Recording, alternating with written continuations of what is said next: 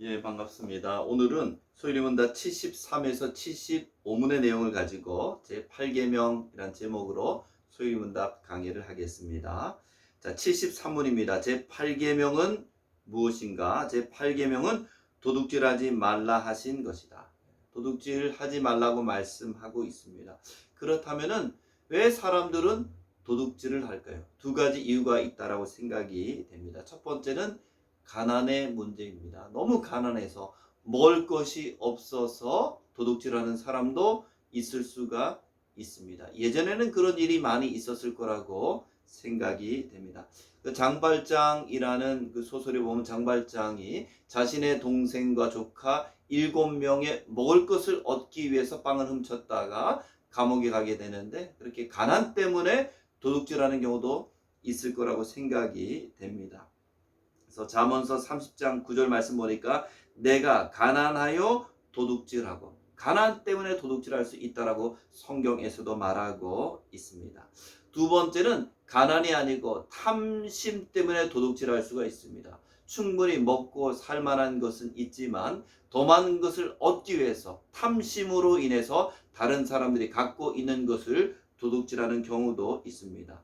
이사야 56장 11절 말씀 보니까 이 개들은 탐욕이 심하여 족한 줄을 알지 못하는 자들이요. 탐심이 있게 되면 만족을 못하게 됩니다. 더 많이 갖고 더 많이 소유하기 위해서 도둑질을 할 수 있게 됩니다. 직접적으로 도둑질을 하지를 않지만은 비리와 부정을 통해서도 재산을 축적할 수가 있습니다. 그러므로 우리가 가난의 문제를 해결하기 위해서는 두 가지가 필요한데, 첫 번째는 나의 도둑질을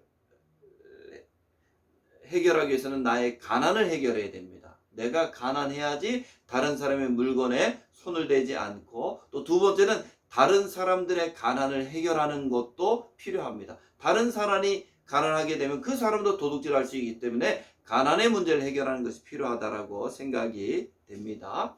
자, 73문 하겠습니다. 제8계명에서 명하는 것은 무엇인가? 제8계명이 명하는 것은 합당한 법대로 우리와 남의 재물과 산업을 얻고 또 증진하게 하라 하는 것이다. 예. 그래서 73문에 보면 합당한 법대로 재산을 증진해야 된다. 왜? 가난하면은 도둑질하니까.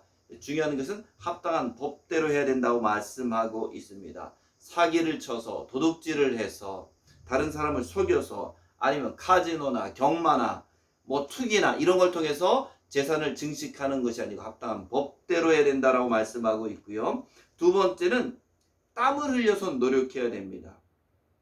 잠언서 10장 4절 말씀 보니까 손을 게을르게 놀리는 자는 가난하게 되고 손이 부지런한 자는 부하게 되느니라. 부자가 되기 위해서는 열심히 일해야 된다고 말하고 있습니다. 저도 우리 교회 성부가 많아지길 바라지만은 기도만 한다고 되는 것이 아니고 직장 생활 또 사업을 할 때 최선을 다할 때 하나님께서는 그 열심히 일하는 손 위에 복을 내려 주십니다.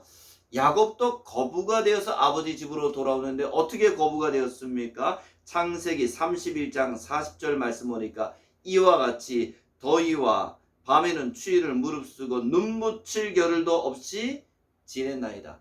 잠을 자지 못할 정도로 잠을 아껴가면서 열심히 일해서 거부가 되었다라고 고백하고 있습니다.